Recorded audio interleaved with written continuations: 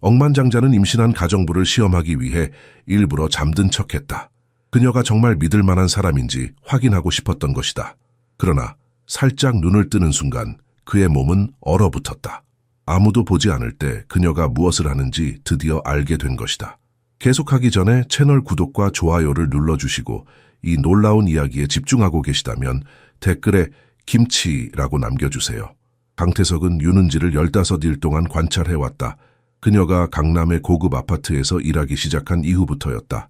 서울에서 가장 명망 높은 인력회사에서 추천한 완벽한 이력서를 가진 28세의 이 여성에게는 뭔가 불안한 점이 있었다. 아마도 그것은 그녀가 주변의 명백한 사치에 전혀 감동하지 않는 듯한 태도나 6달 된 임신으로 움직임이 더뎌졌음에도 항상 정확하고 통제된 몸짓을 유지하는 모습 때문일 것이다. 태석은 대기업 임원으로서의 수년간의 경험을 통해 지나치게 완벽한 사람들은 보통 예상치 못한 순간에 터질 수 있는 위험한 불완전함을 감추고 있다는 것을 배웠다. 경험은 잔인하고 무자비한 스승이었다. 특히 3년 전 아내 미수가 갑작스러운 교통사고로 세상을 떠난 후에는 더욱 그랬다. 미수는 항상 그에게 세상의 진정한 선함을 볼 수 있게 해주고 그의 타고난 의심을 누그러뜨리며 모든 사람이 숨겨진 의도를 가지고 있는 것은 아니라고 믿게 해주던 사람이었다. 그녀 없이는 낯선 사람들의 모든 친절한 행동이 철저히 계산된 것처럼 보였고 모든 미소는 불순한 동기를 숨기기 위해 신중하게 만들어진 가면처럼 느껴졌다. 강태석의 아파트는 한강이 내려다 보이는 최고급 타워 맨 꼭대기층에 있었다. 전통적인 한옥 요소와 현대적인 미니멀리즘이 완벽하게 조화를 이루는 공간이었다. 벽에 걸린 값비싼 현대 미술 작품들과 미수가 생전에 수집했던 고급 도자기들은 고요한 부의 분위기를 자아냈다. 은지는 매일 아침 정시에 도착했다. 항상 깔끔하게 다림질된 회색 유니폼을 입고 검은 머리는 단정하게 묶은 채로 그녀는 태석에게 정중하게 인사를 했다. 강 사장님 안녕하십니까? 그리고 곧바로 일을 시작했다. 가끔 태석이 그녀의 건강 상태를 물어볼 때면 그녀는 변함없이 괜찮습니다, 감사합니다라고 최소한의 말로 답했다. 태석은 창가에 서서 도시의 스카이라인을 내려다보며 생각했다. 너무 완벽해. 그게 문제야. 정상적인 사람들, 특히 임신한 미혼모처럼 재정적으로 어려운 상황에 있는 사람들은 이런 고급 주거 공간에서 일할 때 어느 정도의 긴장감을 보이기 마련이다. 하지만 은지는 첫날부터 그런 모습이 전혀 없었다. 태석의 친구이자 경영 파트너인 박상우는 지난주 저녁 식사 때 그의 의심에 불을 지폈다. 임신한 여자 혼자서 완벽한 이력서라 뭔가 이상하지 않아? 내 경험으로는 너무 좋아 보이는 것은 보통 진실이 아니야. 절박한 사람들은 원하는 것을 얻을 때까지 어떤 역할이든 할 수 있어. 태석은 창문에 비친 자신의 모습을 바라보았다. 한때는 따뜻함으로 빛나던 눈이 이제는 차갑고 계산적인 시선으로 바뀌어 있었다. 그녀를 시험해봐야겠어. 그는 마음속으로 결심했다. 이른 아침 태석은 전날 밤 거의 잠을 이루지 못했다. 고급 이불 속에서 뒤척이며 은지에 대한 의심을 곱씹었다. 해가 떠오르자 그는 이미 테라스에 앉아 도자기 찻잔에 담긴 녹차를 마시며 그녀를 기다렸다. 정확히 오전 7시 30분 은지가 지하 주차장에서 올라오는 엘리베이터에서 나왔다. 그녀는 항상 그랬듯이 고개를 약간 숙인 채 공손하게 인사했다. 강 사장님 좋은 아침입니다. 태석은 그녀의 목소리에서 느껴지는 냉정함을 다시 한번 확인했다. 감정이라고는 찾아볼 수 없는 기계적인 인사말이었다. 미수가 살아있을 때는 이 아파트가 웃음소리와 생명력으로 넘쳐났지만 지금은 고요한 무덤과도 같았다. 미수의 부재는 공기 자체를 무겁게 만들었다. 때로는 자신의 숨소리조차 너무 크게 들려 불편할 정도였다. 은지 씨, 오늘은 어떻게 지내세요?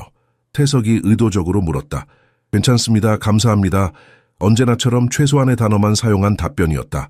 은지는 거의 기계와도 같은 정확함으로 집안을 청소했다. 각 물건은 어떤 내부적 기준에 따라 정확히 제자리에 놓였다. 그녀가 지나간 표면마다 마법에 닿은 것처럼 반짝거렸다. 각 공간은 불필요한 소음을 내거나 집안의 정적을 방해하지 않고도 완벽해졌다.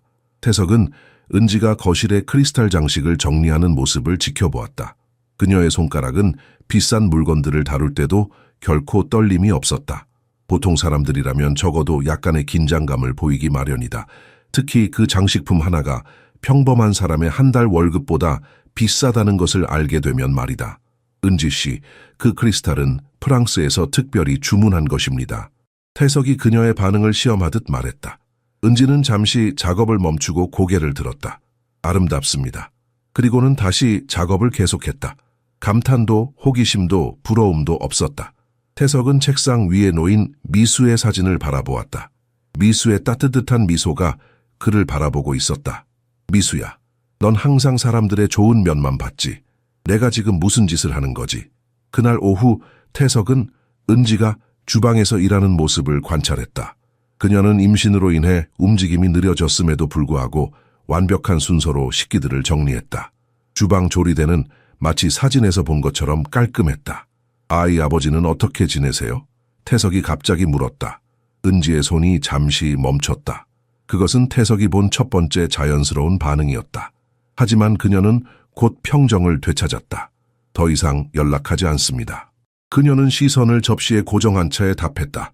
태석의 의심은 그날 저녁 상훈이 전화했을 때 더욱 깊어졌다. 그 여자에 대해 더 알아봤어. 뭔가 이상해. 너무 조용하고 너무 완벽해. 조심해, 태석아. 네가 약해 보일 때 누군가 접근하는 건 우연이 아닐 수도 있어. 태석은 전화를 끊고 창밖으로 서울의 야경을 바라보았다.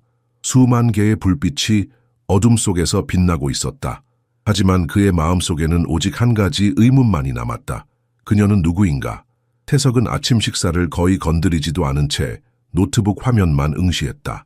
그의 머릿속은 은지에 대한 생각으로 가득했다. 보통 사람들은 새로운 환경에 적응하는 초기에 작은 실수를 하거나 고용주의 개인적인 선호도에 대해 질문하기 마련이다. 하지만 은지는 그런 것이 전혀 없었다. 첫날부터 그녀는 마치 수년간 이곳에서 일해온 것처럼 복잡한 집안 일상을 완벽히 파악하고 있었다. 심지어 고용되기 전부터 모든 세부 사항을 철저히 연구한 것처럼 보였다. 이런 즉각적인 친숙함이 태석의 이미 의심 많은 마음속에 지속적인 경고음을 울리게 했다. 어느 회사에서 일하셨다고 하셨죠? 태석이 느닷없이 물었다. 은지는 창문을 닫다가 잠시 멈췄다. 대형 백화점 VIP 고객 관리팀에서 근무했습니다. 그리고 그전에는 호텔 서비스 부서에서 일했습니다. 정말 인상적인 이력이네요. 그런 좋은 직장을 그만두고 가사 도우미로 일하게 된 이유가 있을까요? 은지의 눈빛이 잠시 흔들렸다. 임신 사실이 알려진 후 회사 분위기가 좋지 않았습니다. 태석은 그녀의 말이 진실인지 판단하려 했지만 그녀의 표정에서는 아무것도 읽을 수 없었다. 한국 사회에서 미혼모에 대한 차별은 여전히 존재했다. 그것은 충분히 설득력 있는 이유였다. 하지만 여전히 무언가 석연치 않았다. 태석의 의심은 지난주 상훈이 저녁 식사를 위해 방문했을 때 크게 증폭되었다. 상훈은 부동산 개발로 거대한 제국을 건설한 냉철한 사업가였다. 그는 결코 방심하지 않고 너무 좋아 보이는 사람들을 맹목적으로 신뢰하지 않았다. 저녁 식사 중 상훈은 새 가사 도우미가 매우 효율적이라고 언급했다. 거의 너무 효율적이라고. 무슨 뜻이야? 태석이 물었다. 상훈은 목소리를 낮추어 속삭였다. 임신한 여자 혼자서 완벽한 이력서, 뭔가 이상하지 않아? 내 경험상 너무 좋아 보이는 것은 보통 진실이 아니야. 태석은 와인잔을 돌리며 생각에 잠겼다. 그녀는 일을 매우 잘해. 문제를 일으킨 적도 없어. 상훈의 날카로운 눈이 빛났다. 절박한 사람들은 원하는 것을 얻을 때까지 어떤 역할이든 할 수 있어. 특히 이런 집에서 너의 재산, 너의 회사 정보 이 모든 것에 접근할 수 있지. 태석은 그날 밤 잠을 이루지 못했다. 상훈의 말이 머릿속에서 맴돌았다.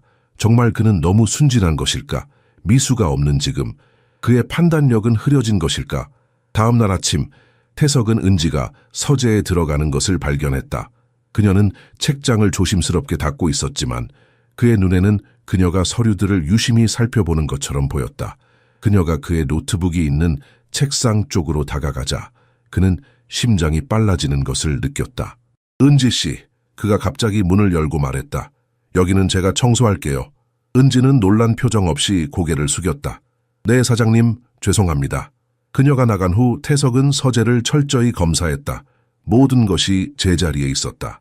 하지만 그것이 오히려 더 불안하게 만들었다. 완벽함이 이제 그 자체로 깊은 의심의 원천이 되었다. 그날 저녁 태석은 결정을 내렸다. 그는 은지를 시험해 봐야 했다.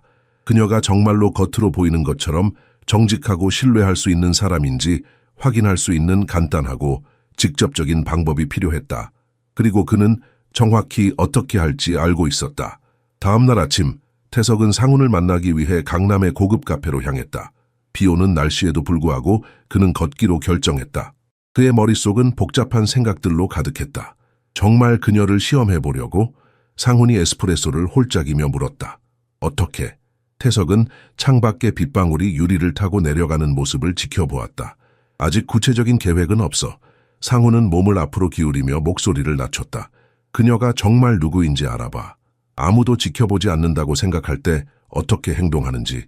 그의 말은 태석의 마음속에 의심의 독성 씨앗을 심었다. 너무 과한 것 아닐까? 태석이 망설였다. 상훈은 비웃듯 웃었다. 미수가 없어진 후로 너는 너무 약해졌어. 세상은 착한 사람들로 가득 차 있지 않아. 특히 돈이 있는 남자의 집에서 일하는 젊은 여자가 그렇게 완벽할 리가 없어. 그 말에 태석의 얼굴이 굳어졌다. 상훈은 미수의 이름을 가볍게 언급해서는 안 된다는 것을 알고 있었다. 하지만 어떤 면에서 그는 맞았다. 미수가 세상을 떠난 후 태석은 사람들에 대한 신뢰를 거의 완전히 잃었다. 미수만이 그의 날카로운 의심을 부드럽게 해주었다. 내 서재 금고에 접근했던 적 있어? 상훈이 갑자기 물었다. 태석은 고개를 저었다. 아니, 그녀는 내가 없을 때 서재에 들어가지 않아. 내가 확인했어. CCTV는 거실과 복대만 있어. 개인 공간에는 설치하지 않았어. 상훈은 한숨을 쉬었다. 네 집은 보물창고나 다름없어. 중요한 문서들, 회사 비밀, 은지라는 여자가 다른 사람을 위해 일하고 있다면 내 경쟁사가 그녀를 심어놓았을 수도 있어. 태석은 그 생각에 소름이 돋았다. 그것은 가능한 시나리오였다. 그의 회사 태강그룹은 최근 중요한 해외 계약을 체결했고 많은 경쟁사들이 그 정보를 알아내기 위해 무엇이든 할 것이다. 상훈은 계속해서 독을 주입했다. 그녀를 시험해봐. 간단하게. 현금 다발을 의도적으로 놔두고 어떻게 반응하는지 보는 거야. 정직한 사람이라면 그냥 보고할 거야. 하지만 다른 의도가 있다면 태석은 그날 오후 내내 상훈의 제안을 곱씹었다. 이제 그는 은지의 모든 행동을 2배로 주의 깊게 관찰하기 시작했다. 그녀가 집을 체계적으로 살펴보고 중요한 일과를 외우고 보안 시스템의 취약점을 파악하는 미묘한 징후를 적극적으로 찾기 시작했다. 그녀의 모든 움직임을 수상한 망설임, 몰래 훔쳐보는 시선, 숨겨진 의도를 나타낼 수 있는 행동을 찾아 분석했다. 하지만 그녀는 계속해서 모든 면에서 일관되게 완벽했고 이는 역설적이게도 그를 안심시키는 대신 그의 의심만 증폭시켰다. 9월에 비 내리는 목요일 아침, 태석은 베란다에서 아침 식사를 하며 은지가 거실의 커다란 유리창을 느리지만 극도로 정확한 움직임으로 세심하게 닦는 모습을 지켜보았다. 한 가지 생각이 그의 머릿속에 뚜렷하게 형성되기 시작했다. 그녀가 정말로 행동이 암시하는 만큼 정직하고 신뢰할 수 있다면 한 번에 모든 의심을 없앨 수 있는 실질적이고 객관적인 시험에 그녀를 내맡기는데 아무런 문제가 없을 것이다. 그는 은지의 얼굴을 자세히 살펴보았다. 그녀의 뺨은 임신으로 약간 통통해졌지만 그녀의 눈에는 아무런 악의도 보이지 않았다.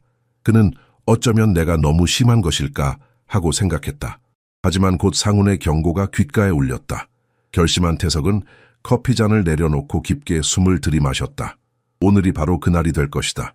태석은 은지에게 회의가 있어 오후 늦게까지 돌아오지 않을 것이라고 알렸다. 밖에서는 가을비가 지속적으로 내리고 있었고 그 우울한 날씨가 그의 계획을 실행하기에 완벽한 분위기를 만들어냈다. 그는 의도적으로 천천히 걸어 아파트 2층에 있는 개인 서재로 향했다. 서재는 그의 사적인 성격이었다. 어두운 원목으로 만든 고급 가구들과 한국 전통 미술품으로 꾸며진 공간이었다. 미수가 선택한 조선시대 산수화가 벽을 장식하고 있었다. 태석은 그 그림 뒤에 숨겨진 금고를 향해 걸어갔다.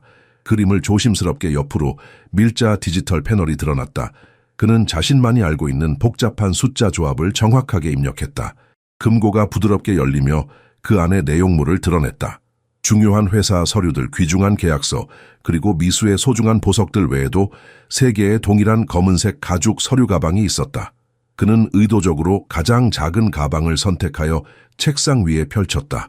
금고로 돌아가 체계적으로 5만 원권 지폐 다발을 꺼내기 시작했다. 머릿속으로 각 지폐를 세면서 가방 안에 균일한 더미로 정리했다. 마침내 작업을 마쳤을 때 가방에는 일반적인 직장인이 2년 동안 벌어들이는 것보다 더 많은 인상적인 금액이 들어있었다. 총 1억 5천만 원, 모두 현금으로. 태석은 조심스럽게 금고를 닫고 그림을 원래 위치로 되돌린 후 가방을 들고 계단을 내려갔다. 그는 은지가 거실 창문 청소를 마치는 순간에 딱 맞춰 도착했다. 그녀는 이탈리아산 흰색 가죽 소파의 쿠션을 조심스럽게 정리하고 각 쿠션을 기하학적으로 완벽한 위치에 배치하고 있었다. 태석은 소파 위에 가방을 열어둔 채로 노하 내용물이 명확하게 보이도록 했다. 은지 씨, 저는 중요한 회의에 이 돈을 가져가야 해서요. 그는 마치 일상적인 일인 것처럼 말했다. 은지는 노출된 돈의 존재에 특별한 반응을 보이지 않고 단지 주변을 청소할 때 조심하겠습니다라고 답했다. 태석은 자신의 방으로 올라갔지만 나가기 위해 준비하는 대신 때때로 중요한 비즈니스 회의를 모니터링하는 데 사용하는 작은 휴대용 보안 카메라를 꺼냈다. 그는 은지가 청소용품을 더 가지러 세탁실로 향하는 소리가 들릴 때까지 몇 분 동안 기다렸다. 그런 다음 조용히 내려가서 거실 책장 사이에 장비를 교묘하게 배치했다. 카메라 각도를 조정하여 가방 근처의 모든 움직임을 완벽하게 포착할 수 있도록 했다. 그는 테라스로 돌아가 휴대폰에서 실시간 중계를 켜고 아침 신문을 집어들었다. 경제 뉴스를 읽는 척하며 초조하게 상황이 전개되기를 기다렸다. 그의 심장은 평소보다 빠르게 뛰고 있었고 그가 하고 있는 일에 대한 기대감과 죄책감이 뒤섞였다. 그의 일부는 은지가 시험에 통과하기를 바랐지만 또 다른 일부는 그녀의 성격의 결함을 포착하기를 기대했다. 대체 내가 무슨 짓을 하고 있는 거지? 그는 스스로에게 중얼거렸다. 빗방울이 테라스 유리에 부딪히는 소리가 그의 내면의 갈등을 반영하는 것 같았다. 한편으로는 이 테스트가 불필요하고 잔인하게 느껴졌다. 하지만 다른 한편으로는 그는 확실히 알아야만 했다. 미수가 있었다면 그녀는 그의 의심을 웃어넘겼을 것이다. 하지만 미수는 더 이상 없었다. 그리고 태석은 자신이 약해지는 것을 감당할 수 없었다. 그의 시선이 휴대폰 화면으로 돌아갔다. 은지가 곧 거실로 돌아올 것이다. 그는 숨을 깊게 들이마셨다. 이제 그녀의 진정한 모습을 볼 시간이었다. 태석의 손가락은 휴대폰 가장자리를 꽉 쥐고 있었고 그의 시선은 작은 화면에 고정되어 있었다. 곧 은지가 새로운 청소용품을 들고 거실로 돌아왔다. 그녀는 가죽 소파를 위한 특별한 세정제와 부드러운 천을 가지고 있었다. 태석은 숨을 참았다. 곧 은지의 모든 행동이 실시간으로 화면에 나타났다. 그녀는 평소의 자세로 거실에 들어왔고 임신으로 불러온 배로 인해 조심스럽게 움직였다. 그리고 즉시 그녀의 눈은 소파 위에 돈이 가득 찬 가방을 발견했다. 그녀는 갑자기 방 한가운데서 멈춰 섰다. 청소용품을 여전히 손에 든 채 마치 완전히 예상치 못한 것에 부딪힌 것처럼 보였다. 거의 30초 동안 그녀는 완전히 움직이지 않고 눈앞에 노출된 재산을 응시했다. 태석은 그녀가 명백한 긴장을 보이거나 혼자인지 확인하기 위해 주변을 살펴보거나 아니면 잘 가려진 호기심으로 접근하는 것을 보길 기대했다. 또는 적어도 욕망이나 유혹에 대한 가시적인 반응을 보이길 기대했다. 특히 재정적으로 어려운 상황에 처해 있을 것으로 추정되는 사람이라면 누구든 그렇게 무심코 눈앞에 놓인 그 규모의 금액에 적어도 흥미를 보일 것이다. 하지만 은지는 그가 상상했던 시나리오와 완전히 다르고 예상치 못한 일을 했다. 그녀는 청소용품을 커피 테이블 옆 바닥에 조심스럽게 내려놓았다. 평소와 같은 정확함으로 각 물건을 정리한 후 평소보다 더 느리고 신중한 걸음으로 가방에 다가갔다. 그녀의 손은 본능적으로 배 위에 놓였다. 태석은 화면을 통해 그녀가 탐욕, 불안 또는 물질적 유혹의 어떤 징후도 보이지 않는 것을 알아차렸다. 그녀의 표정에는 그가 작은 휴대폰 화면을 통해 완전히 해독할 수 없는 완전히 다른 무언가, 진정한 깊은 걱정이 있었다. 은지는 가방 앞에 거의 2분 동안 서 있었다. 그녀의 눈빛은 복잡한 생각들을 반영하고 있었다. 태석은 그녀가 자신을 위한 기회를 계산하고 있는지 아니면 단순히 충격을 받았는지 판단할 수 없었다. 그러다 은지는 태석을 무한히 더 놀라게 하는 행동을 했다. 어떤 탐욕이나 재정적 관심 반응보다 훨씬 더 놀라운 일이었다. 그녀는 조용히 청소 용품을 두었던 곳으로 돌아가 앞치마 앞 주머니에서 작은 메모장과 항상 가지고 다니는 펜을 꺼냈다. 그녀는 주변을 둘러보고 가방에 가장 가까운 안락 의자를 찾아 조심스러운 움직임으로 그곳으로 걸어가 천천히 앉았다. 그녀는 왼쪽 무릎 위에 메모장을 올려놓아 편안하게 쓸 수 있도록 했다. 태석은 그녀가 생각하고 있거나 중얼거리고 있는 것을 나타낼 수 있는 소리를 잡기 위해 필사적으로 전화기 볼륨을 최대로 올렸다. 하지만 은지는 완전히 절대적인 침묵 속에서 작업했다. 그녀는 극도로 느리고 신중한 움직임으로 쓰기 시작했다. 가끔 올바른 단어를 신중하게 생각하기 위해 멈추고 때로는 가방의 내용물을 다시 관찰하기 위해 눈을 들어 올렸다. 마치 일종의 정신적 목록이나 정확한 계산을 하고 있는 것처럼 보였다. 몇 분의 고통스러운 시간이 지난 후 그녀는 종이를 극도로 조심스럽게 접고 임신 6개월 차인 사람의 특유한 느린 움직임으로 안락 의자에서 일어났다. 태석은 숨을 내쉬었다는 것을 깨달았다. 그는 은지가 무엇을 할지, 그리고 그녀가 쓴 것이 무엇인지 알기 위해 안절부절 못했다. 실험의 결과를 알게 될 순간이 다가오고 있었다. 은지는 소파 바로 옆에 있는 커피 테이블로 걸어가 미수가 몇 년 전 직접 선택한 하얀 난초 화분 옆에 접힌 쪽지를 눈에 띄게 놓았다. 눈에 띄지 않을 수 없는 위치였다. 그런 다음 그녀는 청소 용품을 두었던 곳으로 돌아가 평소와 같은 꼼꼼한 정리로 각 물건을 집어들고 마치 절대 아무 일도 일어나지 않은 것처럼 일상적인 청소를 계속했다. 그녀는 돈을 다시 쳐다보지도 않고 소파 주변을 조심스럽게 청소했다. 평소의 기술적인 효율성으로 각 쿠션에 가죽 전용 천을 사용했고 평소와 같은 기하학적 정확도로 방의 장식 마지막 세부 사항을 정리한 다음 마침내 방을 떠났다.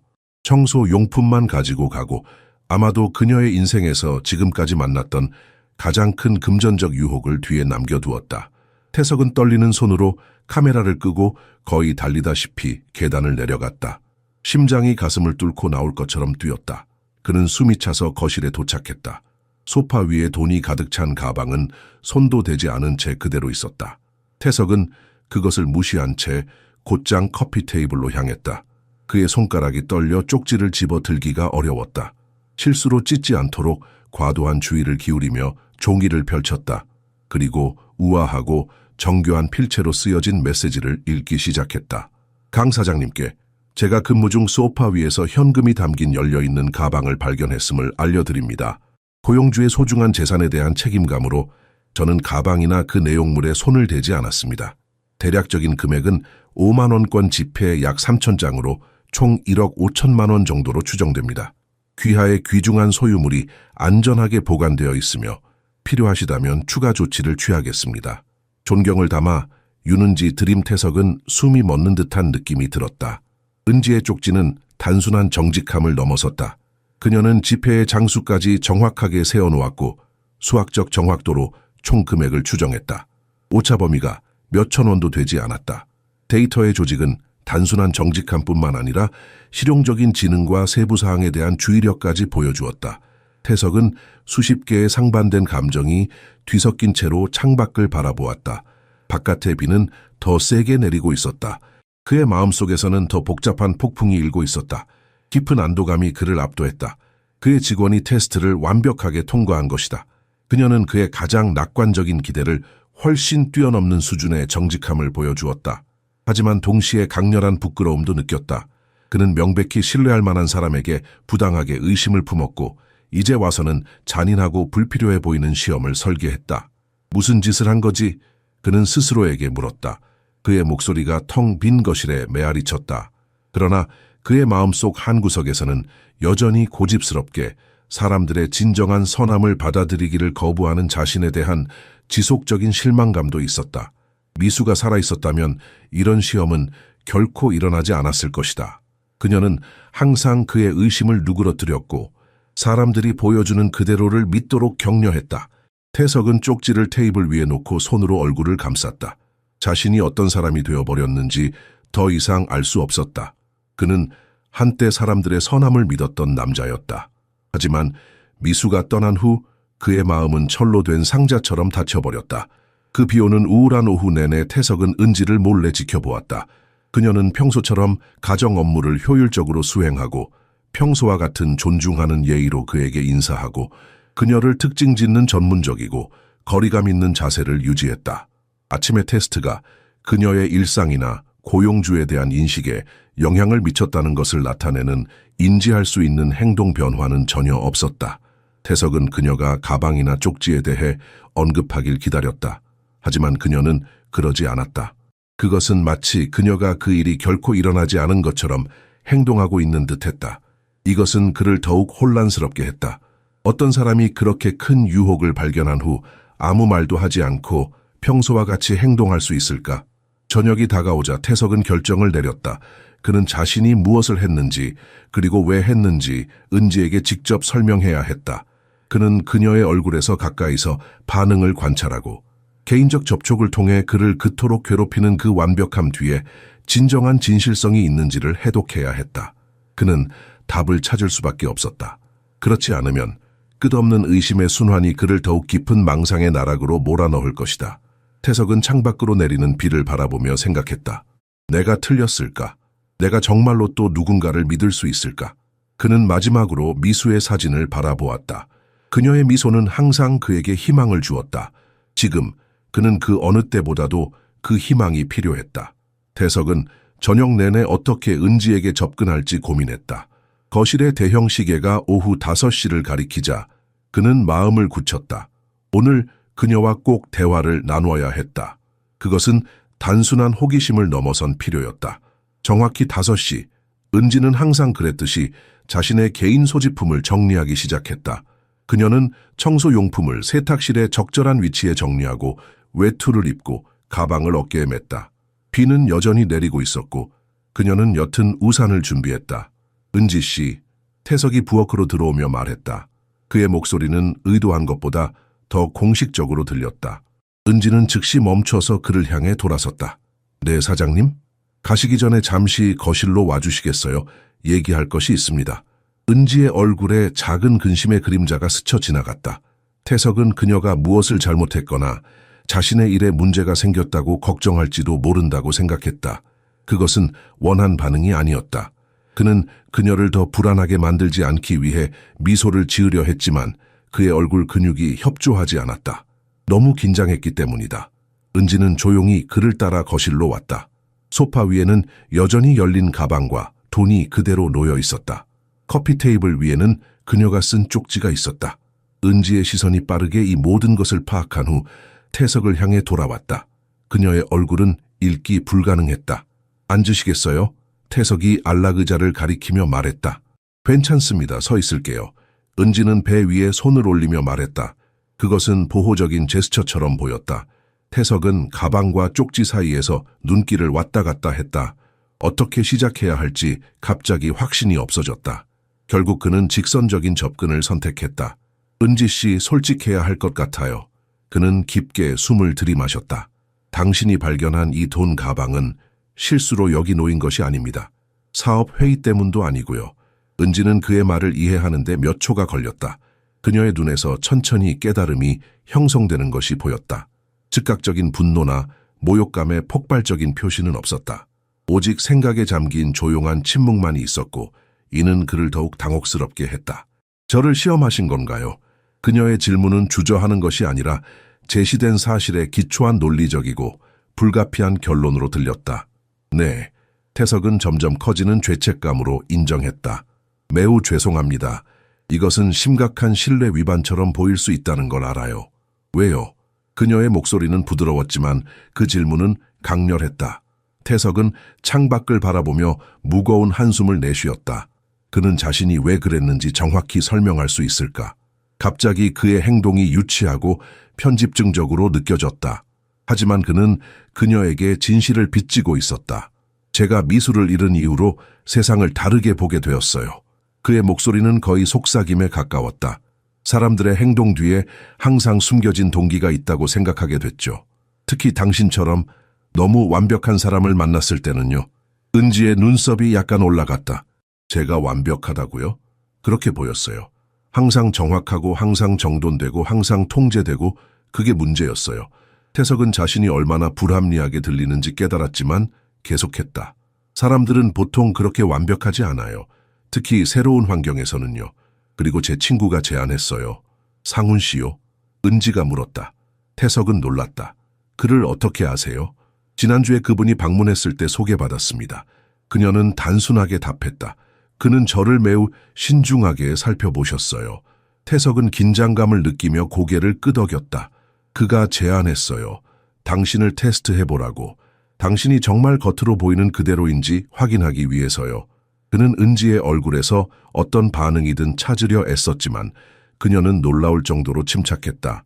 그녀는 단지 이해하는 듯이 고개를 끄덕였다. 그래서 쪽지를 남기셨군요. 태석은 커피 테이블 위에 종이를 가리키며 말했다. 네. 은지가 간단히 대답했다. 왜 직접 저에게 알리지 않으셨나요? 제가 없을 때 돌아오실 것이라고 하셨잖아요. 그래서 메모를 남기는 것이 가장 적절하다고 생각했습니다. 태석은 은지의 차분한 반응에 다시 한번 놀랐다. 그는 분노, 배신감, 실망, 어떤 것이든 예상했지만 그녀의 눈에는 단지 이해만이 있었다. 제가 뭔가 잘못했나요? 은지가 조용히 물었다. 제 업무나 행동에 대해 진정으로 의심이 드는 무언가가 있었나요? 그녀의 질문은 직접적이었고 비난하거나 방어적인 어조가 전혀 없었다. 그것은 그녀의 모든 전문적인 상호작용을 특징 짓는 것과 같은 교육받은 단순함으로 표현되었다. 태석은 그녀가 정말로 자신의 행동이나 성격에서 수정되어야 할 점이 있는지 이해하고 싶다는 것을 깨달았다. 아니요, 태석은 너무 빨리 대답했다. 그런 다음 천천히 목소리를 가다듬었다. 사실은 정반대예요. 당신은 모든 면에서 완벽했어요. 너무 효율적이고 너무 조직적이고 너무 신중하고 너무 존중하고 역설적으로 그것이 저를 깊이 의심하게 만들었어요. 은지의 입가의 미소가 살짝 맴돌았다. 그것은 첫날부터 그가 그녀에게서 본 첫 번째 진정한 미소였다. 아, 제가 의도적으로 실제보다 더 좋은 척하고 있다고 생각하셨군요. 태석은 그녀가 자신의 가장 내밀한 생각을 그토록 정확하게 요약한 것에 깊은 인상을 받았다. 네, 정확히 그거예요. 은지는 잠시 침묵했다. 그녀의 얼굴에 생각하는 표정이 스쳐 지나갔다. 마침내 그녀는 고개를 끄덕였다. 이해합니다. 상훈 씨가 당신을 걱정한 것도 이해해요. 정말요? 태석이 물었다. 네. 상훈 씨는 재정적으로 어려운 상황에 처한 사람들이 원하는 것을 얻기 위해 어떤 역할이든 할 수 있다고 제안했죠. 그녀가 물었다. 태석은 부끄러운 듯이 고개를 끄덕였다. 그는 완전히 틀린 것은 아니에요. 은지가 고백했다. 정말로 절박한 사람들은 필요할 때 의문스러운 많은 일을 할 수 있어요. 그녀는 배에 손을 대고 살짝 미소 지었다. 그리고 임신한 싱글맘이 일자리가 필요한 것은 분명하죠. 그녀의 솔직함에 태석은 말문이 막혔다. 그녀의 반응은 자신이 기대했던 것과는 완전히 달랐다. 당신은 누구를 고용하는지 확실히 하고 싶으셨어요. 그녀가 계속했다. 그건 당신의 권리예요. 특히 이런 집에서요. 태석은 소파에 앉았다. 가방 위의 돈이 그 옆에서 빛났다. 테스트에 실패했다면 어떻게 했을까요? 그가 직접적으로 물었다. 돈이 일부를 가져갔다면? 그 질문은 태석 자신을 완전히 기습했다. 그는 시험을 철저하게 계획했지만 다양한 결과의 실질적인 결과에 대해서는 생각하지 않았다. 그녀의 질문은 그를 준비되지 않은 상태로 잡았다. 솔직히 모르겠어요. 그가 인정했다. 상황에 따라 다르겠죠, 아마도. 은지는 고개를 살짝 기울였다. 그러니까 테스트는 근본적으로 절대적인 정직함에 관한 것이 아니었군요. 인간의 성격에 관한 것이었어요. 제가 실제 필요 상황에서 금전적 유혹을 감정적으로 어떻게 다룰 것인가에 관한 것이었죠. 태석은 그녀가 자신의 실험의 철학적 본질을 얼마나 정확하게 파악했는지 다시 한번 놀랐다. 그녀는 근본적인 문제를 직감적으로 이해했다. 네, 정확히 그렇습니다. 그가 조용히 인정했다. 은지는 처음으로 안락 의자에 앉았다. 임신 6개월의 무게가 그녀에게 불편함을 주기 시작하고 있었다. 그녀는 태석의 눈을 직접 바라보았다. 제가 그 돈을 보았을 때 솔직히 말하면 잠시 생각했어요. 그녀가 솔직히 말했다. 그 많은 돈이라면 아이를 위한 좋은 시작을 마련할 수 있을 테니까요. 하지만 그 생각은 단 1초도 지속되지 않았어요. 왜죠? 태석이 진정으로 알고 싶어 물었다. 왜냐하면 그건 제가 아니니까요. 그녀가 단순하게 대답했다. 어머니가 저에게 가르쳐 주셨어요. 일단 정직함의 선을 넘으면 다시는 돌아올 수 없다고요. 저는 제 아이가 어머니가 정직한 사람이라는 것을 알고 자라길 원해요. 태석의 눈이 따뜻해졌다. 그는 감탄과 후회에 복합적인 감정을 느꼈다. 그는 은지를 완전히 잘못 판단했다. 테스트를 통과하셨어요. 완벽하게요. 은지의 얼굴에 미소가 번졌다. 그것은 그녀의 전체 표정을 변화시켰다. 마치 보이지 않는 장벽이 그들 사이에서 일시적으로 낮아진 것 같았다. 그들의 대화는 현관 쪽에서 들려오는 발소리에 갑자기 중단되었다. 우산을 털고 문을 여는 소리가 들렸다. 태석은 시계를 보았다. 아직 오후 5시 30분이었다. 이 시간에 방문객이 있을 예정이 없었다. 태석아, 상훈의 목소리가 현관에서 울려 퍼졌다. 태석은 숨을 깊게 들이마셨다. 가장 불편한 타이밍이었다. 그는 은지를 바라보았고 그녀의 얼굴에서 빠르게 변화하는 감정을 읽을 수 있었다. 그녀는 본능적으로 안락의자 뒤로 한 걸음 물러났다. 그녀의 존재가 사적인 대화를 복잡하게 만들 수 있다는 것을 인식한 듯했다. 거실이야? 상훈의 목소리가 가까워졌다. 태석은 일어서서 소파 위에 가방을 닫으려고 했지만 너무 늦었다. 상훈이 거실로 들어섰다. 그는 완벽하게 맞춘 회색 수트를 입고 있었다. 평소처럼 자신감이 넘쳤다. 그의 날카로운 눈은 빠르게 방 안을 훑었다. 먼저 약간 긴장한 태석, 그 다음 조용히 서 있는 은지, 그리고 마지막으로 소파 위에 열린 돈 가방을 보았다. 그의 얼굴 표정이 미묘하게 변했다. 한쪽 눈썹이 의문을 담은 채 올라갔다. 안녕하세요, 은지 씨. 상훈이 인사했다. 그의 미소는 차가운 눈까지 닿지 않았다. 안녕하십니까, 박 사장님. 은지가 공손하게 인사했다. 그녀의 목소리는 전문적이었지만 태석은 그녀가 약간 경직된 것을 느낄 수 있었다. 상훈은 가방을 향해 고개를 끄덕였다. 사업 관련인가? 개인적인 일이야. 태석이 짧게 대답했다. 그의 목소리에는 명백한 짜증이 담겨 있었다. 상훈의 침해적인 호기심이 불쾌했다. 은지는 상황을 파악하고 조용히 말했다. 사장님, 이만 퇴근해도 될까요? 태석은 그녀를 바라보았다. 그들의 대화가 중요했고 그는 그녀가 떠나는 것을 원하지 않았다. 하지만 그녀의 눈에서 피로의 흔적을 볼 수 있었고 하루 종일 일한 후 임신 6개월째 서 있는 것은 분명 불편할 것이었다. 물론이죠. 그가 부드럽게 말했다. 내일 계속 이야기할 수 있어요. 감사합니다. 은지가 고개를 숙였다. 안녕히 주무세요, 사장님. 박 사장님도 안녕히 계세요. 은지가 조용히 방을 나갔다. 그녀는 물 흐르듯 자연스럽게 상황에서 빠져나갔다. 그것은 그녀가 가진 독특한 재능 중 하나였다. 필요할 때 존재감을 지우는 능력. 하지만 이제 태석은 그것이 그녀가 평생 개발해온 생존 기술이라는 것을 의심하기 시작했다. 그녀의 발소리가 완전히 사라질 때까지 상훈은 기다렸다. 그런 다음 그는 태석에게 더 가까이 다가왔다. 그의 얼굴은 강제된 걱정과 잘 가려진 의심의 혼합물이었다. 대체 무슨 일이야? 그가 소파에 초대 없이 앉으며 물었다. 태석은 여전히 서 있었다. 그는 갑자기 상훈이 불편하게 느껴졌다. 무슨 말이야? 내가 왔을 때 무슨 일이 벌어지고 있었어? 저 가방은? 그리고 은지는 여기서 뭘 하고 있었어? 태석은 한숨을 쉬었다. 상훈에게서 비밀을 유지하는 것은 불가능했다. 그는 단념하고 앉았다. 내 제안대로 했어. 은지를 테스트했어. 오, 정말? 상훈의 눈이 갑자기 흥미로 빛났다. 어떻게 됐어? 그녀는 완벽하게 통과했어. 태석이 단호하게 말했다. 손도 대지 않았어. 심지어 메모까지 남겼지. 타해석은 쪽지를 집어 상훈에게 건넸다. 상훈은 그것을 빠르게 읽었다.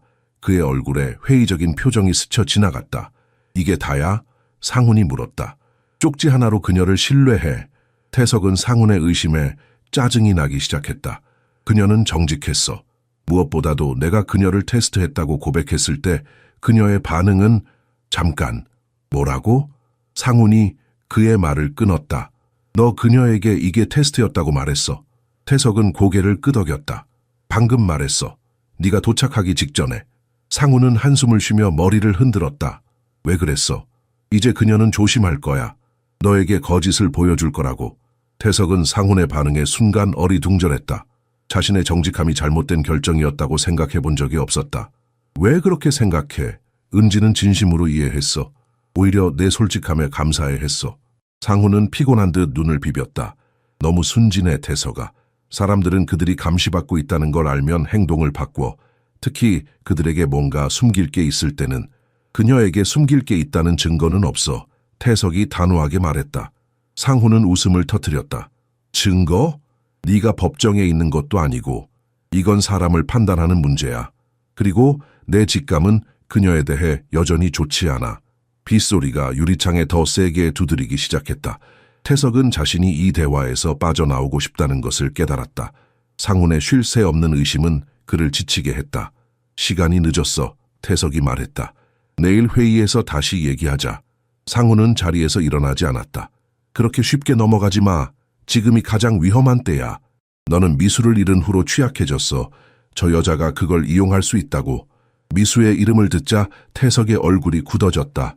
그는 상훈에게 미수를 그의 의심을 정당화하는 도구로 사용하지 말라고 여러 번 말했다. 그만해, 상훈아. 그녀의 배경을 철저히 조사해봤어? 상훈이 갑자기 물었다.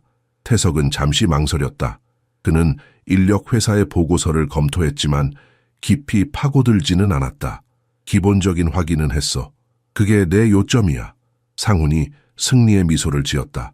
넌 항상 꼼꼼했지만 미수가 떠난 후로는 집중력이 떨어졌어. 태석은 대답하지 않았다. 그의 침묵은 상훈의 말에 어느 정도 진실이 있음을 인정하는 것이었다. 미수의 죽음은 그를 근본적으로 바꿔놓았다. 그의 판단력, 그의 직감, 그의 다른 사람들에 대한 신뢰, 모든 것이 흔들렸다. 내가 도울게. 상훈이 목소리를 부드럽게 하며 말했다. 은지에 대한 모든 것을 알아볼게. 그녀가 정말 믿을 만한 사람인지 확인할 수 있도록. 비가 창문을 때리는 소리와 함께 거실의 시계가 6시를 알리는 종소리를 울렸다. 이제 바깥은 완전히 어두워졌다. 태석은 갑자기 매우 피곤함을 느꼈다. 그래, 그가 마지못해 동의했다. 하지만 조심해. 그녀의 사생활을 지나치게 침해하고 싶지는 않아. 상훈은 만족스러운 미소를 지었다. 내가 항상 너를 지켜왔잖아, 형제처럼. 상훈이 떠난 후 태석은 혼자 거실에 남았다. 그는 소파 위에 돈 가방을 바라보았다. 이 시험은 답변보다 더 많은 질문을 남겼다. 그의 마음은 여전히 갈등 중이었다. 한편으로는 은지의 정직함에 감명받았지만 다른 한편으로는 상훈의 경고가 그를 불안하게 만들었다. 침대에 누웠을 때 태석은 계속해서 은지의 얼굴을 생각했다. 그녀가 자신의 시험에 대해 알게 됐을 때의 표정, 분노 대신 이해가 있었다. 모욕감 대신 침착함이 있었다. 그리고 무엇보다도 그녀의 눈에는 진실성이 있었다. 이것이 미수가 항상 말했던 것인가? 사람들에게 신뢰의 기회를 주는 것. 미수는 항상 사람들의 가장 좋은 면을 봤다. 하지만 태석은 그녀의 죽음 이후 그 능력을 잃어버렸다. 다음 날 아침 태석은 일찍 일어나 커피를 준비했다. 그는 은지가 도착하기 전에 몇 가지 생각을 정리하고 싶었다.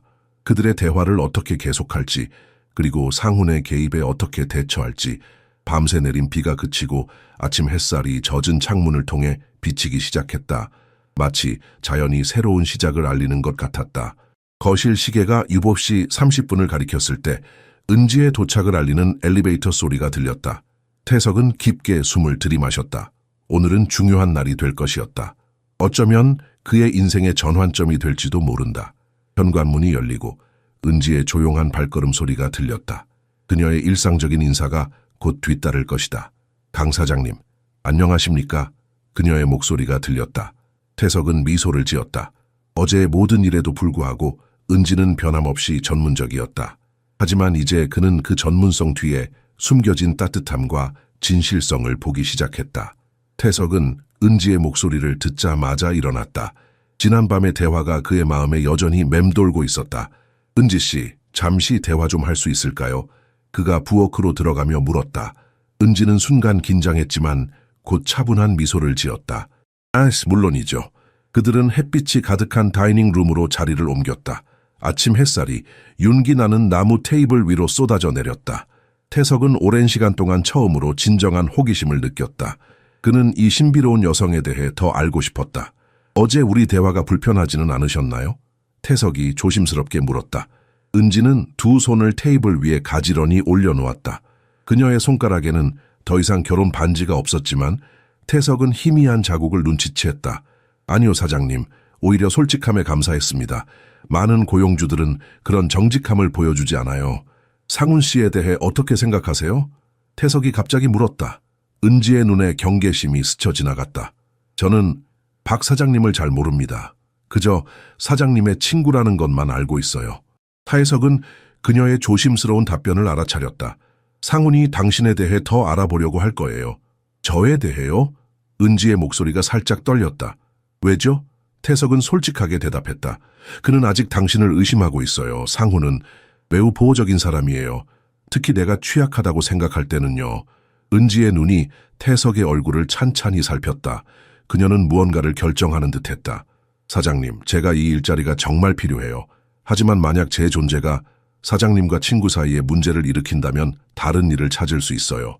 태석은 그녀의 말에 놀랐다. 아니요, 절대 그럴 필요 없어요. 상훈은 좋은 의도를 가지고 있지만 때로는 지나치게 간섭해요. 그럼 그가 저에 관해 무엇을 알아보려고 하는지 물어봐도 될까요? 은지가 차분하게 물었다. 태석은 잠시 고민했다. 상훈의 조사 계획을 은지에게 알려주는 것이 배신처럼 느껴졌다. 하지만 동시에 그는 은지에게 정직하고 싶었다. 과거, 가족 배경, 이전 직장, 모든 것이요. 그가 마침내 대답했다. 은지는 잠시 침묵했다. 그녀의 손가락이 테이블 위에서 미세하게 떨렸다. 만약 제 과거에서 그가 좋아하지 않을 만한 것을 발견한다면 어떻게 하실 건가요? 태석은 그녀의 눈을 직접 바라보았다. 그건 내가 어떻게 생각하느냐에 달려 있겠죠. 우리 모두 실수를 합니다, 은지 씨. 중요한 것은 우리가 그 실수로부터 무엇을 배웠는가 하는 거죠. 그녀의 눈이 감사함으로 빛났다. 하지만 여전히 불안감이 남아 있었다. 제 이력서에 적지 않은 부분이 있어요. 중요하지 않다고 생각했기 때문이죠. 태석의 심장이 빨라졌다. 무엇인가요? 저는 은지가 말을 시작했지만 그 순간 현관 초인종이 울렸다. 둘 다 놀라서 시계를 보았다. 아직 아침 8시였다. 태석은 미간을 찌푸렸다. 누구지? 그가 일어나려 할 때 되어폰이 울렸다. 상훈의 목소리가 스피커를 통해 들렸다. 나야, 태석아, 열어줘. 중요한 얘기가 있어. 태석은 은지를 바라보았다. 그녀의 얼굴에서 혈색이 사라졌다. 왜 이렇게 일찍 왔을까? 들어오게 할까요? 은지가 물었다. 그녀의 목소리가 조금 떨렸다. 내가 거절할 수 있을까 싶네요. 태석이 한숨을 쉬며 대답했다. 하지만 걱정 마세요. 무슨 일이 있어도 당신 편이니까요. 은지의 눈에 놀라움이 스쳐 지나갔다. 그녀는 이런 종류의 보호를 오랫동안 경험하지 못했던 것 같았다. 태석은 인터콤 버튼을 눌렀다. 올라와, 상훈아. 은지는 테이블에 앉은 채 등을 꼿꼿이 세웠다. 그녀는 떨리는 손을 배 위에 올려놓았다. 강철 같은 결의가 그녀의 눈에 서렸다. 그것은 태석이 그녀에게서 본 가장 강렬한 감정이었다. 엘리베이터가 울리고 현관문이 열리는 소리가 들렸다. 상훈의 발걸음 소리가 가까워졌다. 그는 검은색 서류 가방을 들고 있었고 얼굴에는 승리의 찬 미소가 떠올라 있었다. 안녕, 태석아. 상훈이 인사했다. 그리고 은지를 발견하자 잠시 놀란 듯했다. 오, 은지 씨도 여기 있네요. 방 안의 공기가 갑자기 무거워졌다. 태석은 다가오는 폭풍의 기운을 느꼈다. 그는 깊이 숨을 들이마시고 자신을 준비했다. 상훈은 태석의 고급 티크 다이닝 테이블에 서류 가방을 올려놓았다. 그의 움직임에는 의도적인 극적인 느낌이 있었다. 마치 중요한 법원 증거를 제시하는 검사처럼 그는 은지를 향해 의미심장한 시선을 던졌다. 은지 씨가 여기 있어 다행이네요. 시간을 절약할 수 있겠어요. 상훈이 말했다. 태석은 친구의 거만한 태도에 짜증이 났다. 상훈아, 이게 다 무슨 의미야? 이렇게 아침 일찍 와서 무슨 공연을 하는 거야? 상훈은 미소를 지었다. 공연? 아니, 태석아. 난 그저 진실을 밝히려는 거야. 그는 천천히 가방의 버클을 풀었다. 난 밤새 잠도 못 자고 은지 씨에 대해 조사했어. 은지는 꼿꼿이 앉아 있었지만 태석은 그녀의 손가락이 테이블 아래에서 옷자락을 꽉 쥐고 있는 것을 볼 수 있었다.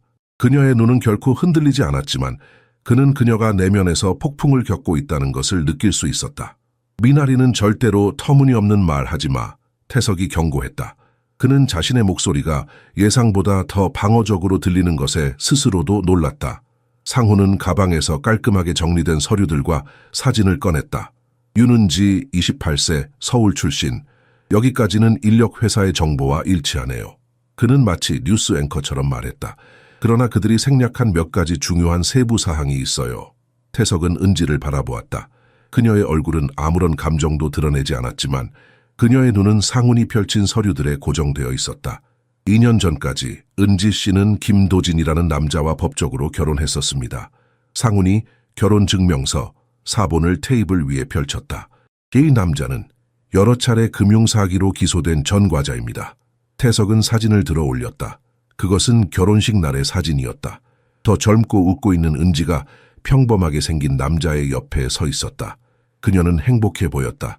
순수하게 행복해 보였다. 그 모습은 태석의 가슴을 아프게 했다. 그 사진 속 여자는 지금 그의 앞에 앉아있는 조용하고 통제된 여성과는 너무나 달랐다. 이게 사실입니까? 태석이 은지에게 물었다. 은지는 고개를 끄덕였다. 네. 그녀의 목소리는 조용했지만 흔들리지 않았다. 도진은 제 전 남편입니다. 하지만 그는 이 아이의 아버지가 아닙니다. 왜 이 사실을 언급하지 않으셨죠? 상훈이 공격적으로 물었다. 은지는 천천히 심호흡을 했다. 이전 결혼은 제 직업적 능력과 관련이 없었기 때문입니다. 그리고 그것은 제가 떠나고 싶었던 고통스러운 시간의 일부였습니다. 태석은 그녀의 단순하고 직접적인 답변에 감동을 받았다.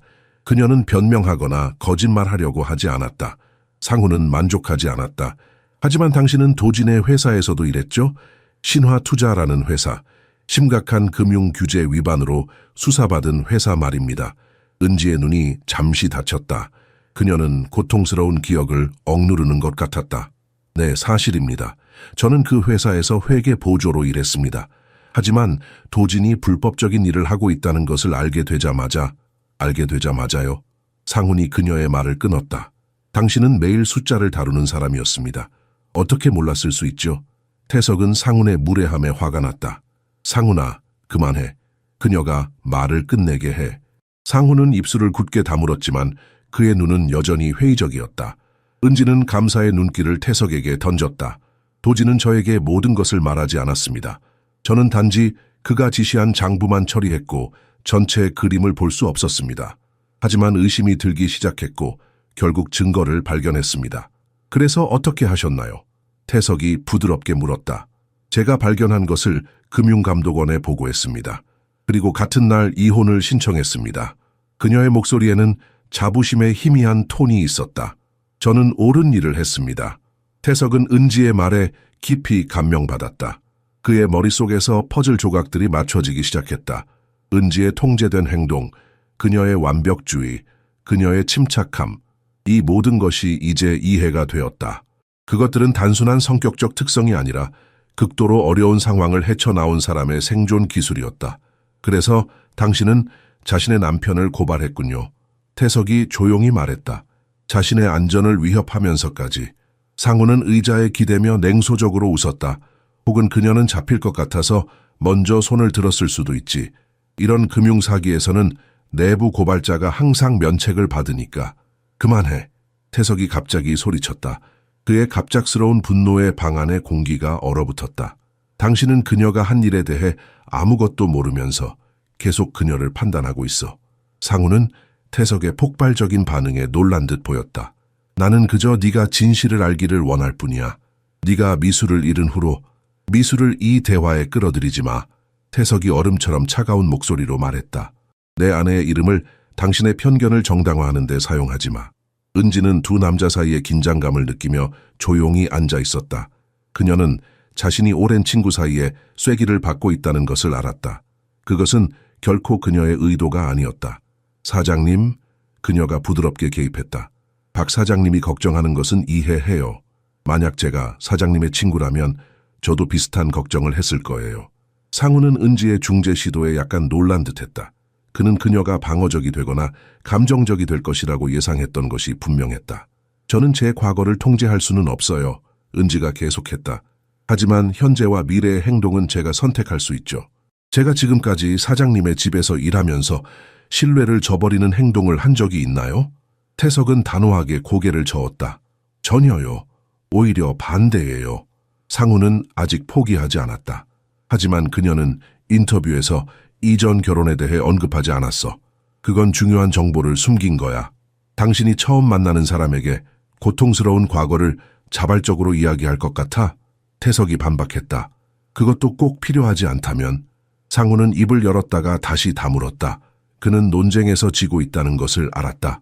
은지는 조용히 앉아 있었지만 태석은 그녀의 눈에서 깊은 감사를 볼 수 있었다. 그녀는 오랫동안 누군가가 그녀를 위해 나서는 경험을 하지 못했을 것이다. 제가 아직 말씀드리지 않은 것이 있어요. 은지가 갑자기 말했다. 두 남자 모두 그녀를 바라보았다. 이혼 후에 저는 정말 힘든 시간을 보냈어요. 그녀가 인정했다.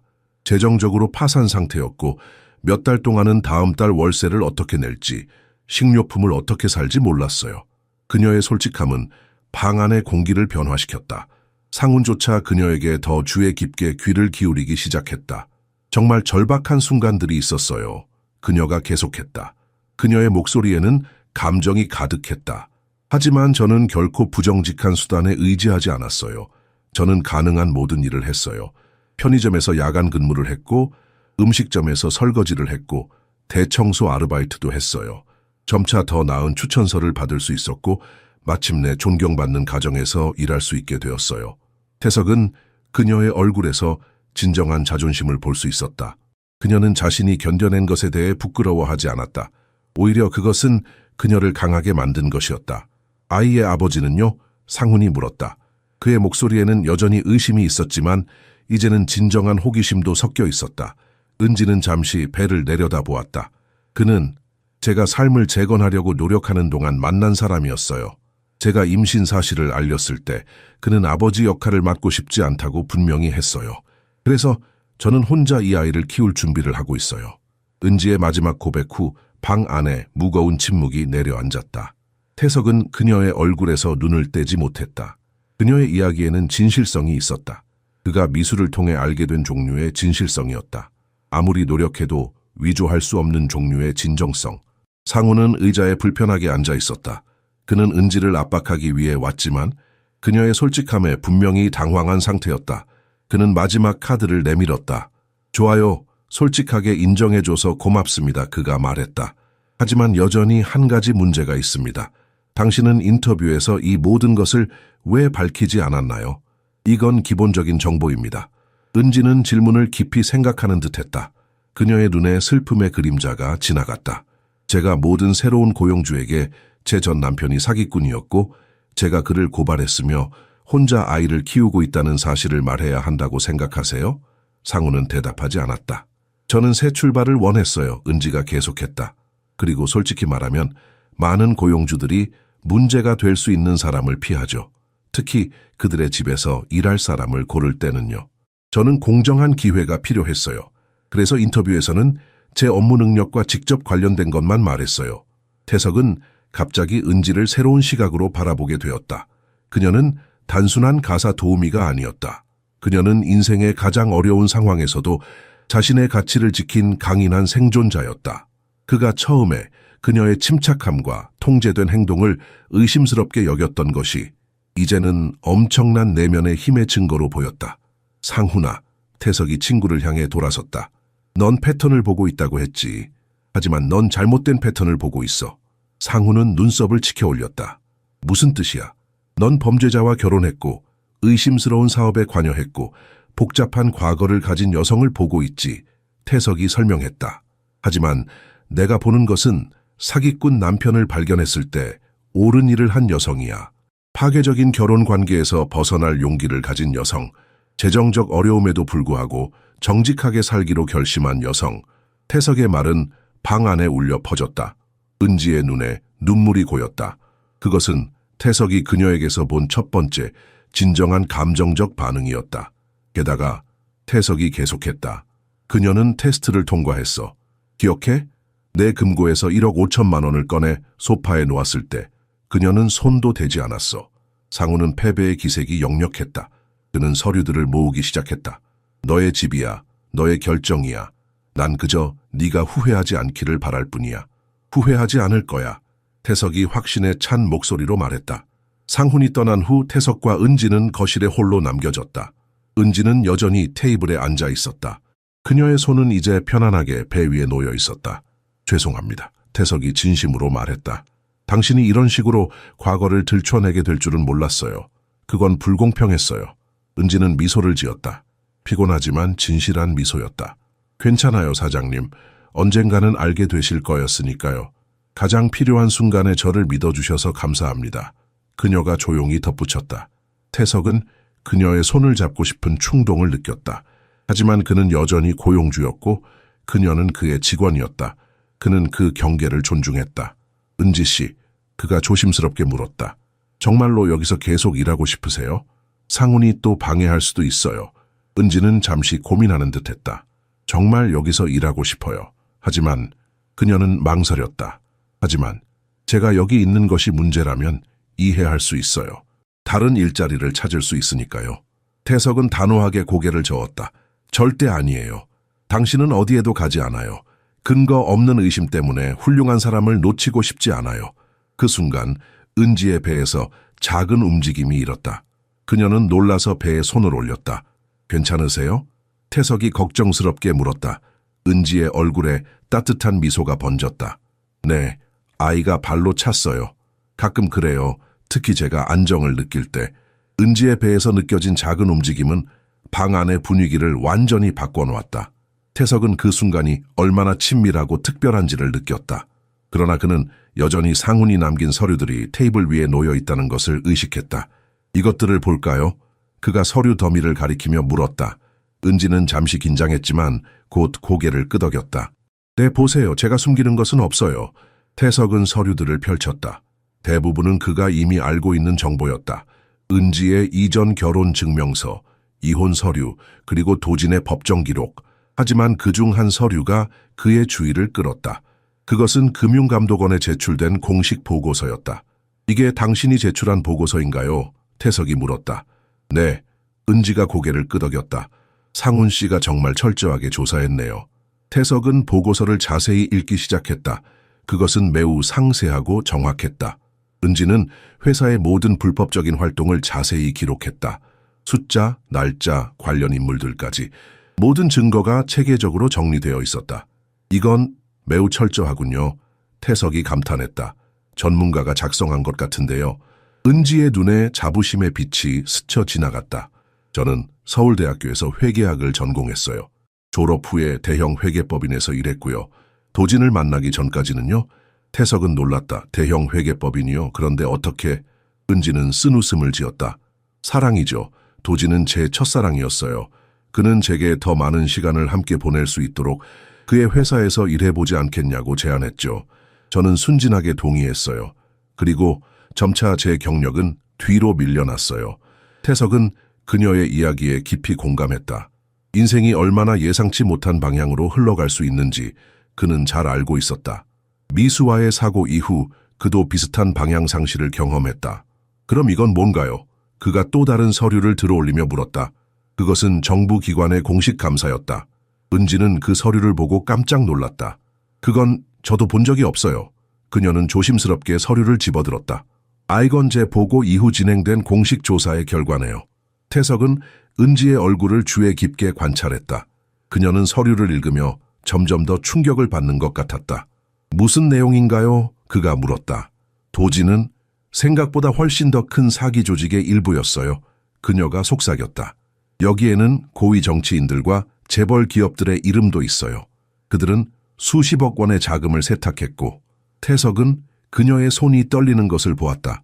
괜찮아요? 은지는 서류를 내려놓고 심호흡을 했다. 네, 그냥 충격적이네요. 제가 얼마나 위험한 상황에 있었는지 몰랐어요. 태석은 갑자기 깨달았다. 은지는 단순히 부정직한 남편을 떠난 것이 아니었다.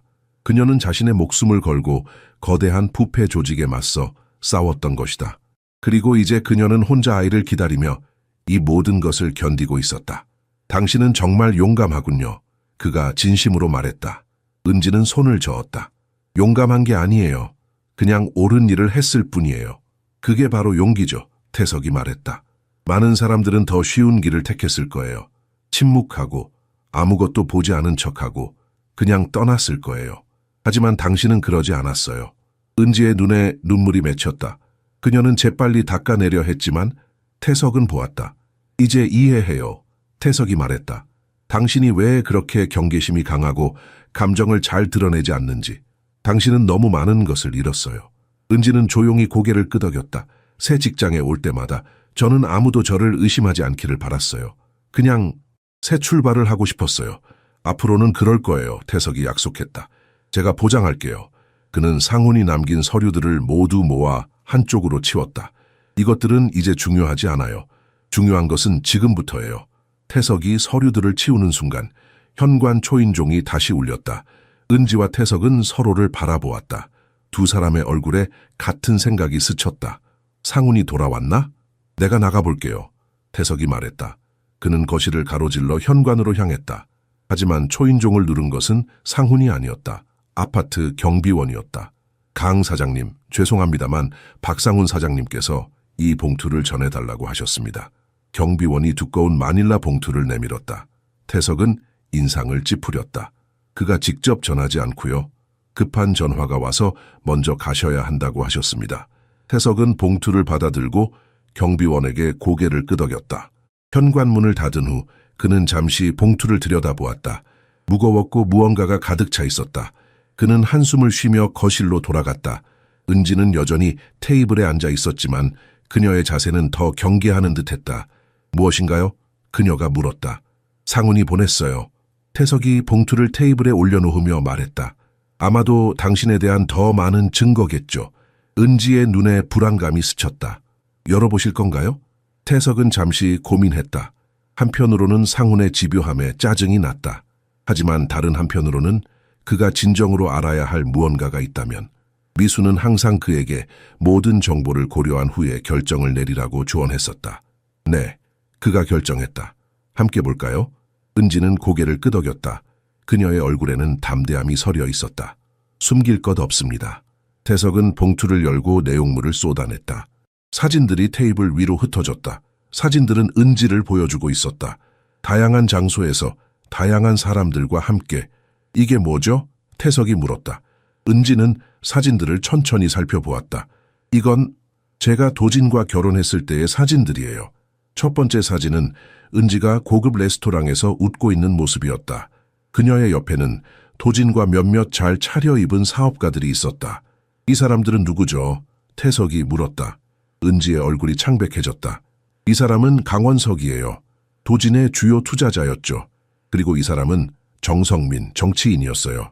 두 사람 모두 도진의 스킴에 관여했어요. 다른 사진에서는 은지가 호화로운 요트에서 샴페인 잔을 들고 있었다.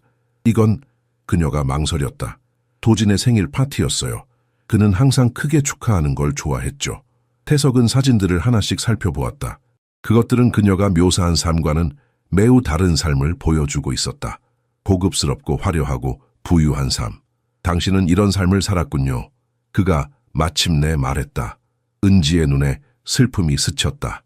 네, 살았어요. 하지만 그 모든 것이 거짓이었어요. 모든 돈, 모든 명품, 모든 파티들, 그것은 다른 사람들의 고통으로 지어진 성이었어요. 태석은 그녀의 눈에서 진실을 볼 수 있었다. 후회와 수치심. 그러나 그 너머에는 결단력이 있었다. 상훈이 이걸 왜 보냈을까요? 그가 자문했다. 분명해요. 은지가 조용히 대답했다. 그는 제가 다시 그런 삶을 원할 거라고 생각해요. 제가 사치스러운 생활에 익숙해서 어떤 식으로든 그것을 되찾으려 할 거라고요. 아마도 당신을 이용해서요. 태석은 그녀를 유심히 바라보았다. 그의 표정은 읽기 어려웠다. 그렇게 생각하세요? 전혀요. 은지가 단호하게 대답했다. 저는 그 삶이 얼마나 공허한지 알아요. 그 삶을 다시는 원하지 않아요. 아무리 가난하고 힘들어도 정직하게 번 1,000원이 불법으로 번 1억 원보다 훨씬 더 가치 있어요. 그녀의 말은 태석의 마음 깊은 곳에 와닿았다. 미수도 항상 비슷한 말을 했었다. 돈은 행복을 살 수 없다고. 진정한 분은 은행 계좌에 있는 것이 아니라 마음의 평화에 있다고. 태석은 사진 더미 맨 밑에 있던 노트를 발견했다. 상훈의 필체였다. 태석아, 이 여자가 누구인지 보여주고 싶었어. 그녀가 원하는 것이 무엇인지 생각해봐.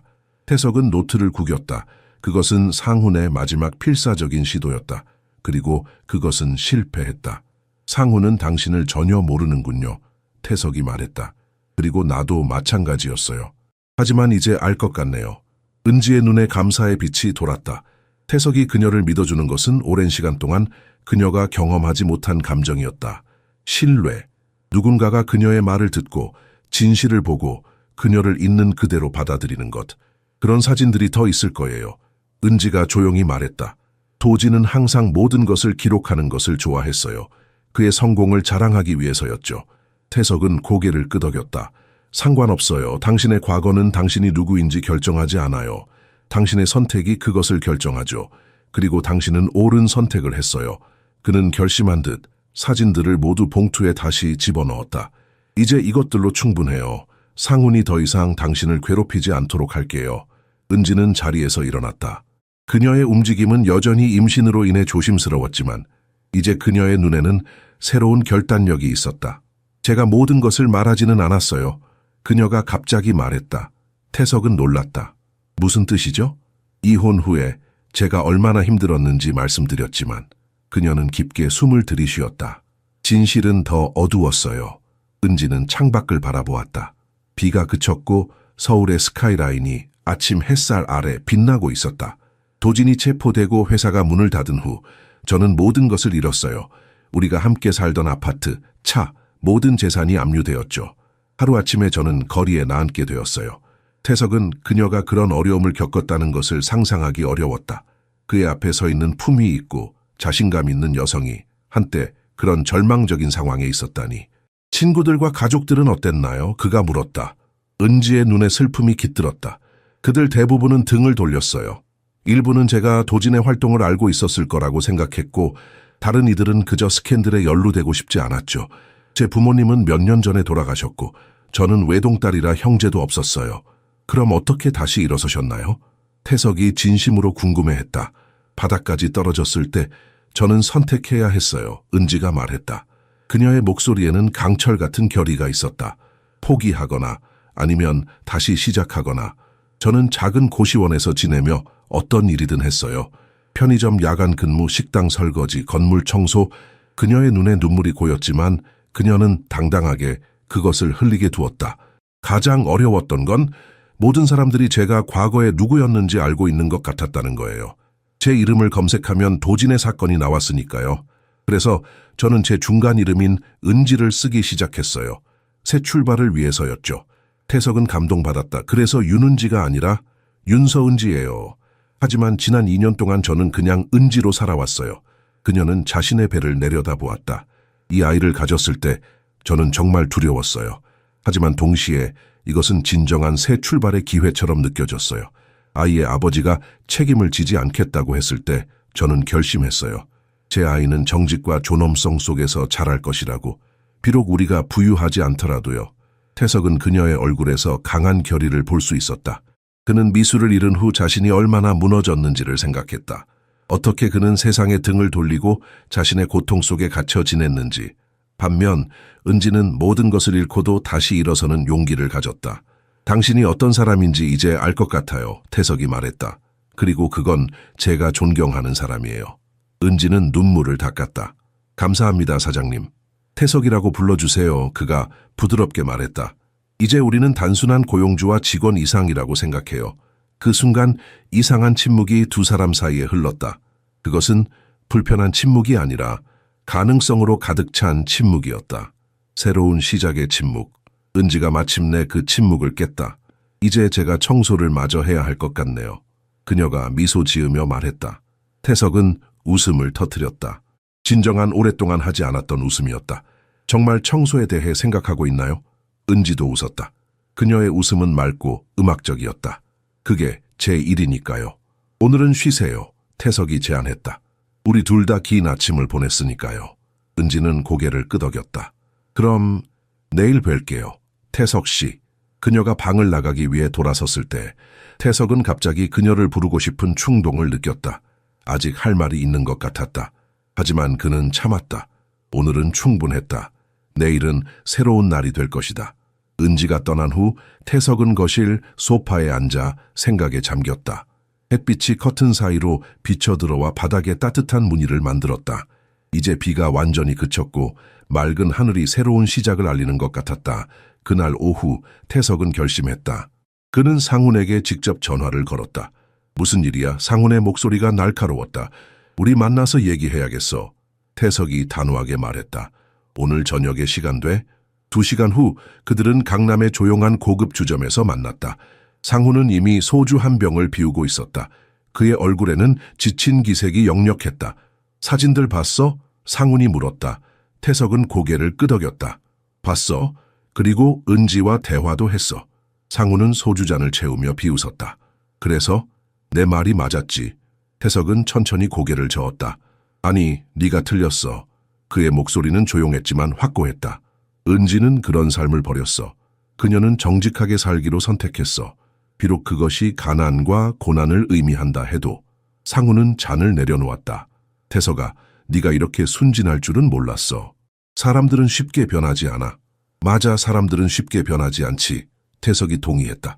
그런데 넌 무슨 이유로 은지가 처음부터 나쁜 사람이라고 생각해? 그녀는 남편의 범죄를 알게 됐을 때 양심적으로 행동했어. 그건 변한 게 아니야. 그건 그녀의 본질이야. 상우는 입을 열었다가 다시 닫았다. 그는 논쟁에서 지고 있다는 것을 알았다.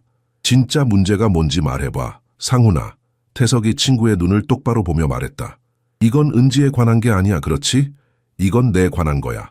내가 다시 누군가를 신뢰하기 시작한다는 사실이 내게는 위협으로 느껴지는 거지. 상훈의 눈이 놀라움으로 커졌다. 무슨 소리야? 미수가 떠난 후로 넌 내 유일한 친구였어. 태석이 설명했다. 네온 내가 모든 사람을 의심하게 만들었고 그건 네가 나를 보호하려는 방식이었겠지. 하지만 동시에 그건 나를 너에게 의존하게 만들었어. 상훈의 얼굴이 굳어졌다. 태석의 말에 진실이 있었다. 상훈은 태석이 세상에 대해 회의적일 때 그를 더 쉽게 통제할 수 있었다. 그것은 비즈니스에서도 분명한 이점이었다. 난 더 이상 그런 식으로 살고 싶지 않아. 태석이 말을 이었다. 미수는 내게 사람들의 선함을 믿으라고 가르쳐줬어. 그리고 이제 나는 그 교훈을 다시 기억하기 시작했어. 상훈은 마지막 소주잔을 비웠다. 그 여자가 널 그렇게 많이 바꿔놨구나. 아니, 은지가 날 바꾼 게 아니야. 태석이 미소 지으며 말했다. 그녀는 내가 원래 어떤 사람이었는지 기억나게 해줬을 뿐이야. 두 사람은 한동안 침묵 속에 앉아 있었다. 마침내 상훈이 한숨을 쉬었다. 그래, 알았어. 난 물러날게. 하지만 내 경고는 기억해둬. 태석은 고개를 끄덕였다. 고마워, 상훈아. 넌 항상 내 친구로 남을 거야. 하지만 이제 난 내 길을 가야 해. 그날 밤 태석은 오랜만에 편안하게 잠들었다. 그의 꿈속에서 미수가 그에게 미소 지었다. 그것은 슬픔의 미소가 아니라 축복과 허락의 미소였다. 다음 날 아침 그는 일찍 일어나 은지가 도착하기를 기다렸다. 그의 마음속에는 어떤 계획이 형성되고 있었다. 그는 식탁에 앉아 커피를 마시며 창밖을 내다보았다. 어제의 비 덕분에 모든 것이 더 선명하고 생생해 보였다. 엘리베이터 소리가 들렸을 때 그의 심장이 빨라졌다. 현관문이 열리고 은지의 익숙한 발걸음 소리가 들렸다. 안녕하세요, 태석 씨. 은지가 부엌에 들어오며 인사했다. 그녀의 목소리에는 새로운 따뜻함이 있었다. 이제 그들의 관계는 달라졌다. 은지 씨, 태석이 자리에서 일어섰다. 당신에게 말하고 싶은 게 있어요. 그녀는 조금 놀란 듯 했지만 고개를 끄덕였다. 네, 무슨 말씀이신가요? 태석은 그녀의 팔을 부드럽게 잡았다. 그녀가 물러나는 것을 막기 위해서였다. 그의 눈에는 결의와 감정적인 취약함이 복잡하게 뒤섞여 있었다. 은지는 그런 표정을 거의 본 적이 없었다. 어제 우리가 알게 된 모든 것 이후에 말하고 싶은 중요한 것이 있어요. 은지는 태석의 진지한 표정을 보며 숨을 참았다. 부엌의 아침 햇살이 그의 윤곽을 부드럽게 비추고 있었다. 그 순간의 무게가 그녀를 짓누르는 것 같았다. 무슨 말씀이신지요? 그녀가 마침내 물었다.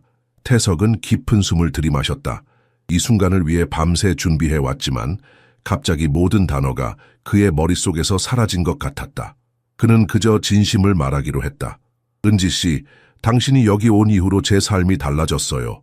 지난 2주 동안 당신은 3년 동안 아무도 하지 못했던 일을 해냈어요.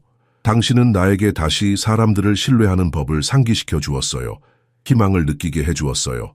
은지의 눈이 커졌다. 그녀는 무슨 말을 해야 할지 몰랐다. 제가 당신에게 제안하고 싶은 것이 있어요. 태석이 계속했다. 단순한 고용 관계를 넘어선 것입니다. 당신과 당신의 아이가 여기서 진정한 보금자리를 갖기를 바랍니다. 일시적인 가사 도우미로서가 아니라 제가 결코 가질 기회가 없었던 가족의 일원으로서요. 은지는 놀라움으로 입을 약간 벌렸다. 제가 잘 이해했나요? 저희를 입양하겠다는 건가요? 태석은 작게 웃었다. 그런 식으로 말할 수도 있겠네요. 저는 당신과 아이가 안전하고 보살핌 받고 행복하길 바랍니다. 그리고 솔직히 말하면 저도 당신들이 필요해요. 은지는 자신의 배에 손을 올리며 물러섰다. 이건 너무 갑작스러운 제안이에요. 전 자선을 받을 수 없어요. 제 자신과 아이를 스스로 돌볼 책임이 있어요.